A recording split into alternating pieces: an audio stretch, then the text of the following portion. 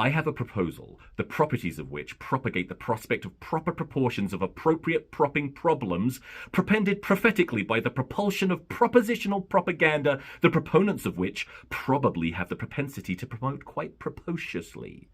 Now, what the hell am I talking about? Well, let me take my sunglasses off first of all. I forgot I was wearing them. I forgot. I certainly wasn't covering my eyes so that you couldn't see that I was reading something, if that's what you were bloody well thinking. No, that was all spontaneous, flowing off the tongue. Now, if you're wondering, what was that? Was it gibberish?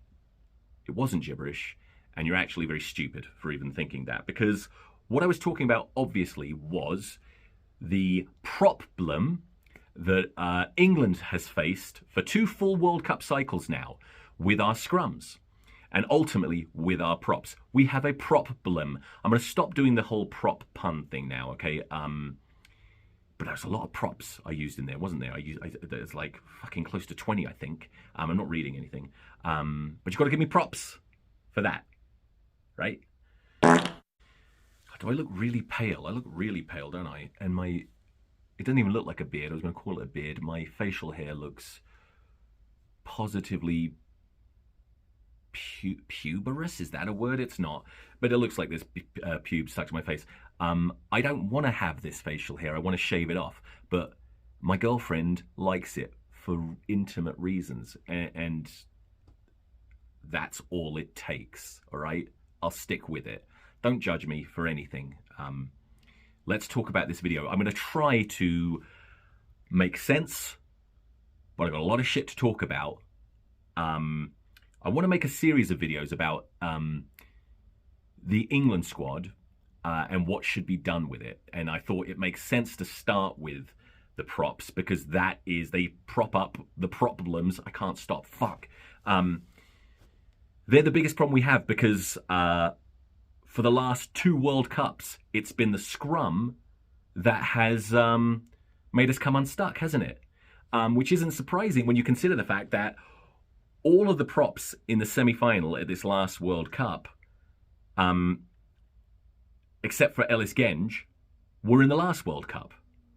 And it's crazy that we managed to lose essentially in the same way, against the same team. We went into the 2019 World Cup final as favourites, and certainly in my mind as favourites, playing the best rugby in the world, and we lost purely because we couldn't handle the South African scrum. And it's not like that England didn't try to address this situation immediately. In fact, Eddie Jones and the RFU developed some kind of bizarre South Africa scrum fetish, didn't they? They become obsessed. They even hired the South Africa scrum coach immediately afterwards. Didn't do us any good though, did it?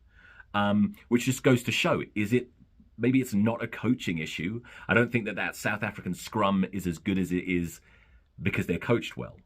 There's something else going on. Let's see.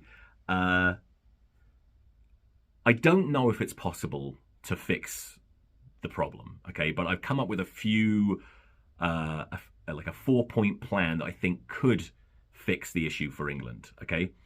And it starts with, number 1, getting rid of dead weight.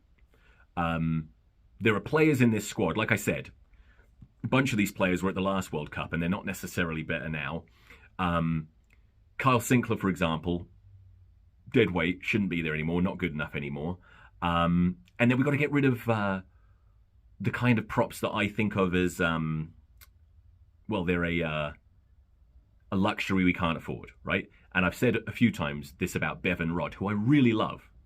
Bevan Rodd, sail prop, loose head, great player, but what are his strengths? They're not scrummaging. His strengths are ball carrying, handling actually, and his ability at the breakdown. He's quite close. He's the closest thing to Kyle Sinclair when Kyle Sinclair was good, I think. But he's not a great scrummaging prop. And that's a luxury we can't afford. We need, above all else, to have props that prop up the scrum, that don't give away penalties, okay? And on that note, Ellis Genge. Now, Ellis Genge is one of my favourite players. There is no way on earth I would say Ellis Genge shouldn't be in the England squad.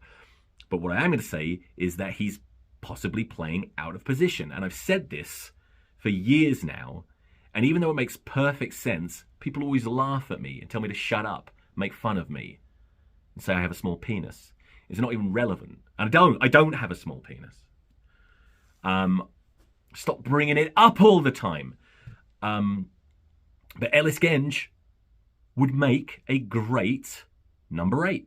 He would be a Jasper Wiese style number 8. We'll copy the South Africans there. Everything that Ellis Genge does well, his it's ball carrying, right? That's all he does. I mean, he's good defensively. Supposedly he's a good leader. He's a psychopath, which I like. But I think he could do everything he does well at prop at 8, and then it would free up space to put in a lump that can scrummage. Not that Ellis Genge is a terrible scrummager, but this is an emergency at international level. Don't get me wrong. I'm not even saying that Ellis Genge should never prop, but maybe against a team like South Africa, we could have an option for a stronger scrummager and an option to have Ellis Genge come off the bench in the back row. I mean, it's kind of a Razzie Erasmus way of thinking, if you don't mind me sounding like a massive prick. So yeah, we've got to get rid of the dead weight one way or another. And then point 2, which I sort of hinted at there, is we've got to replace the dead weight. Now, this is where things get tricky, right? Do we have the players in the Premiership that can handle that level of scrummaging? I don't see why not. We should, right? I'm looking at players like, is it Finn Baxter at Harlequins? He looks like a really handy player, but to be honest with you, I haven't seen enough of him to know. And he probably needs to be brought into the England squad to get a look at him to see if he can scrummage at international level. I don't know. I'm doing a really bad job of backing up what I'm saying, aren't I? But here's the thing. We got to replace the dead weight. It's a very disrespectful way to call these players. These are all good players. They're just not quite at the level that we need them to be in terms of scrummaging. If we don't have the homegrown talent, then it's time to get professional and do what I used to hate and import. Go searching South Africa, Polynesia even. Be real bastards. Steal Polynesian talent if we have to and get some really big, strong scrummagers in. Now, there's a catch here. Point 3.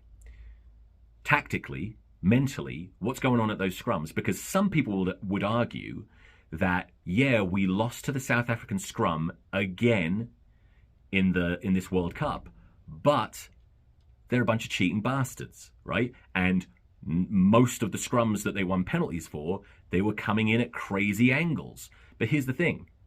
If they're winning by cheating, then that's something we can do. Maybe we need to get a bit more savvy when it comes to cheating in the scrums.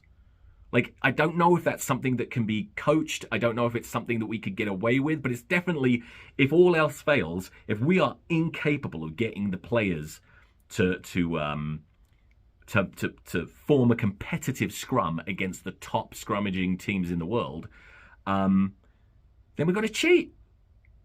I'm not against taking steroids either, myself personally, but also for the players. Let's pump them full of steroids. Let's do whatever it takes. And if none of those 3 options work, if getting rid of dead weight, replacing dead weight, importing talent, if none of that works, if cheating also doesn't work, then we need to completely revamp, throw away the old textbook, and really change the identity of English rugby, because English rugby has forever kind of prided itself on and built its game around a strong set piece. Now, if England, for some reason, can't do that, and I don't think it would come to this, but if we just can't do it, then we've got to completely redesign the way we play the game and go the old Japanese route, where they realize they don't have these huge players. They did some clever importing, did all the things I'm talking about. Got some good technical scrummagers and just got the ball in and out the scrum as quick as they possibly can. And they play a fast game plan. It maybe that's where England will end up, but I doubt it. I think that it's just going to come down to getting rid of some of the old rubber. Is that an expression? I don't know if that's real.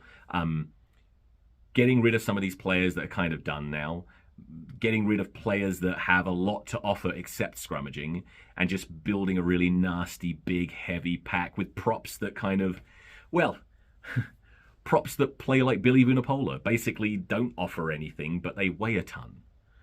You know? I don't know. That's a good way to end an analysis, isn't it?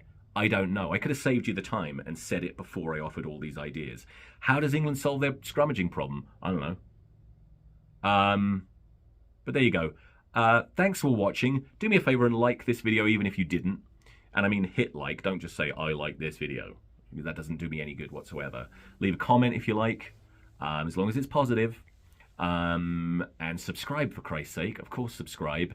And let me know if you have any idea, any suggestions around the topic that I brought up, or even just the videos in general.